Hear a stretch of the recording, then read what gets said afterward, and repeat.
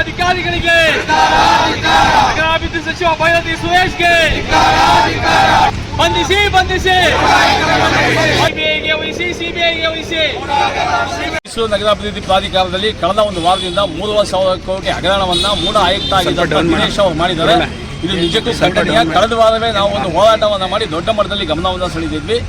ಅದನ್ನ ದೊಡ್ಡದಾಗಿ ಸರಿ ಮಾಡ್ತೀನಿ ಅಂತ ಬಂದಂತ ನಗರಾಭಿವೃದ್ಧಿ ಇಲಾಖೆ ಸಚಿವರಾದಂಥ ಬೈರತಿ ಸುರೇಶ್ ಅವರು ಮೂಡ ಆಯುಕ್ತನ ಮೇಲೆ ಕಟ್ಟುನಿಟ್ಟಾದ ಕ್ರಮ ತಗೊಂಡು ಅವ್ರನ್ನ ಅಮಾನತ್ ಮಾಡದೆ ಬಂಧನದಲ್ಲಿಟ್ಟು ತನಿಖೆಯನ್ನ ಮಾಡದೆ ಅವನ್ನ ರಾಜಾರೋಷವಾಗಿ ಬೇರೆ ಕಡೆಗೆ ವರ್ಗಾವಣೆ ಮಾಡಿರೋದು ನಿಜಕ್ಕೂ ಇದರಲ್ಲಿ ಇವರು ಸಹ ಬೈರತಿ ಸುರೇಶ್ ಅವರು ಸೇರ್ಕೊಂಡಿದ್ದಾರೆ ಅಂತ ಅನುಮಾನಗಳು ಕಂಡು ಬರ್ತಾ ಇದೆ.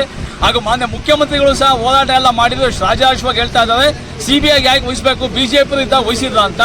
ಅಲ್ಲೂ ಇಷ್ಟೊಂದು ಹಗರಣಗಳಾಗಿದೆ. ಬಿಜೆಪಿ ಆಗಲಿ ದಳ ಆಗಲಿ ಯಾರೇ ಆದರೂ ಸಾರ್ವಜನಿಕರ ಹಣ ಇಷ್ಟೊಂದು ಸಾವಿರಾರು ಕೋಟಿ ಆದಾಗ ನೀವು ಸಿಬಿಐ ತನಿಖೆಗೆ ವಹಿಸಲೇಬೇಕು. ಇಲ್ಲ ಅಂತಂದ್ರೆ ರಾಜ್ಯ ಸರ್ಕಾರ ನೀವು ಹೊಣೆಯನ್ನು ಹೊತ್ತುಕೊಂಡು ರಾಜೀನಾಮೆ ಕೊಡಬೇಕು. ಈ ಕೂಡಲೇ ನೀವು ಮೂಡ ಆಯುಕ್ತನ ಏನು ವರ್ಗಾವಣೆ ಮಾಡಿದ್ರೆ ಅವ್ರನ್ನ ಅಮಾನದಲ್ಲಿಟ್ಟು ಸಿಬಿಐಗೆ ತನಿಖೆಯನ್ನು ವಹಿಸಬೇಕು. ಇಲ್ಲವಾದ ಪಕ್ಷದಲ್ಲಿ ರಾಜ್ಯಾದ್ಯಂತ ಹಾಗೂ ನಾವು ನಿರಂತರವಾಗಿ ಹೋರಾಟವನ್ನು ಮಾಡಬೇಕಾಗುತ್ತೆ. ರಾಜ್ಯಪಾಲರಿಗೆ ಹಾಗೂ ಮಾನ್ಯ ಪ್ರೆಸಿಡೆಂಟ್ ತನಕ ನಾವು ಇದನ್ನು ತಗೊಂಡೋಗಬೇಕಾಗುತ್ತೆ ಅಂತ ನಿಮ್ಗೆ ಎಚ್ಚರಿಕೆಯನ್ನು ಕೊಡ್ತಾ ಇದ್ದೇವೆ. ಈ ಕೂಡಲೇ ತಾವು ಸಿಬಿಐ ತನಿಖೆಗೆ ವಹಿಸಲೇಬೇಕು ಅಂತ ಆಗ್ರಹವನ್ನು ಮಾಡ್ತಾ ಇದ್ದೇವೆ. ಜೈ ಹಿಂದ್ ಜೈ ಕರ್ನಾಟಕ. ತನಿಖೆ ಕೊಟ್ರೆ ಎಲ್ಲ ಪ್ರಕರಣಗಳು ಒಳಗೆ ಬರುತ್ತೆ. ಯಾರು ಮಾಡಿದ್ದಾರೆ ಅಂತ ಗೊತ್ತಿಲ್ಲ. ನಮಗೆ ಮೇಲ್ನೋಡಿಕೆ ದಿನೇಶ್ ಆಯುಕ್ತರು ಮಾಡಿದ್ದಾರೆ. ಇವರು ದೊಡ್ಡ ಹಗರಣ. ನಾವು ನೋಡಿದಂಗೆ ಕಳೆದ 2 ವರ್ಷಗಳಿಂದ ಅವರು ಇದ್ರು. 2-3 ಬಾರಿ ವರ್ಗಾವಣೆ ಆದರೂ ಸಹ ಬಹಳ ಕೋಟಿಗಳ ಲಂಚಗಳನ್ನ ಕೊಟ್ಕೊಂಡು ಮೂಡ ಲೂಟಿ ಮಾಡಬಹುದು ಅಂತ ಇಲ್ಲೇ ಉಳ್ಕೊಂಡಿದ್ದಾರೆ. ಆ ಕಾರಣದಿಂದ ಇವರಿಗೆ ಬಹಳಷ್ಟು ಜನರ ಬೆಂಬಲನೂ ಇದೆ ಅಂತ ಮೇಲ್ನೋಟಕ್ಕೆ ಕಂಡು ಬರ್ತಾ ಇದೆ. ಸಿಬಿಐ ತನಿಖೆ ಕೊಟ್ಟರೆ ದಳ ಆಗ್ಬೋದು, ಬಿಜೆಪಿ ಆಗ್ಬೋದು, ಕಾಂಗ್ರೆಸ್ ಆಗ್ಬೋದು, ನಮ್ಗೆ ಹೆಸರುಗಳು ಗೊತ್ತಿಲ್ಲ. ದಯಮಾಡಿ ಸಿಬಿಐ ಅವರೇ ಎಲ್ಲಾನು ತನಿಖೆಯನ್ನ ಮಾಡಿ ವರದಿಯನ್ನ ಕೊಡ್ತಾರೆ.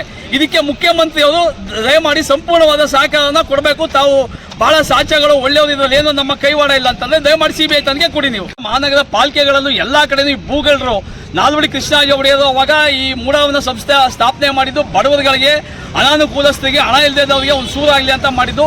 ಈಗ ನೋಡಿದ್ರೆ ಭೂಗಳರು ಏನು ಮೂಡದಲ್ಲಿ ಒಂದು 90% ಸೈಟ್ಗಳನ್ನ ರಿಯಲ್ ಎಸ್ಟೇಟ್ ಮಾಫಿಯಾದವರೇ ಅವರೇ ಕಬಳಿಸ್ಬಿಟ್ಟಿದ್ದಾರೆ.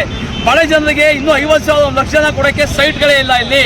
ಇದನ್ನ ಯಾರ್ಯಾರಿಗೆ ಈಗ ಹರಾಜು ಮಾಡಿ 50-50 ಕೊಟ್ಟಿದ್ದಾರೆ ಅನಧಿಕೃತವಾಗಿ, ಅವೆಲ್ಲ ತಡೆ ಹಿಡಿದು ನಿಜವಾದ ಫಲಾನುಭವಿಗಳಿಗೆ ಕೊಡಬೇಕು ಸಿಬಿಐ ತನಿಖೆ ಬಂದ ಮೇಲೆ ಅಂತ ನಾವು ಒತ್ತಾಯವನ್ನು ಮಾಡ್ತಾ ಸಿಬಿಐಗೆ ವಹಿಸಿ ಆಯುಕ್ತ ದಿನೇಶ್ಗೆ